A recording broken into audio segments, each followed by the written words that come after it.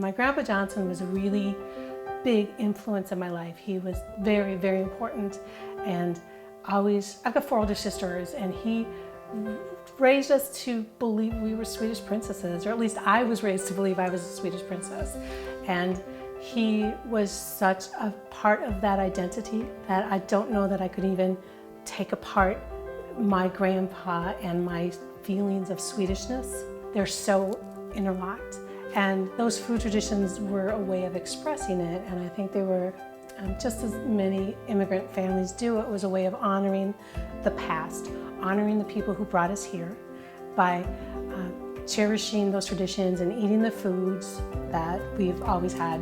I just was raised to believe it was special, and it is special because it's my family, it's my heritage. Most of my heritage is Scandinavian, but the thing that I've connected to recently is the Icelandic heritage. It was important to my dad to raise us with at least pride about being Icelandic. They always had lutefisk on Christmas Eve, and I remember as a child visiting my aunt's house and where my grandmother lived, my Nana Thordis, and having, well, I don't think I ever ate it, but there was lutefisk there. It was mainly my mother that loved to cook and loved to present it in an attractive way.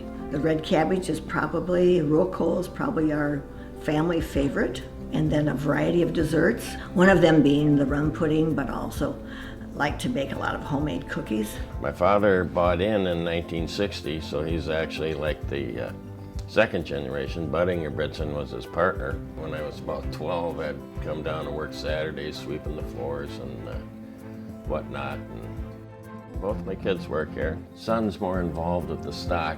I let him order everything and let him go because he's been here 15 years. My daughter, she loves making all the sausages and stuff. Goes by fast. Doesn't seem like I've been here 50 years. I was raised on a farm about a mile out of town. Very Scandinavian. So I grew up with Norwegian traditions all of my life.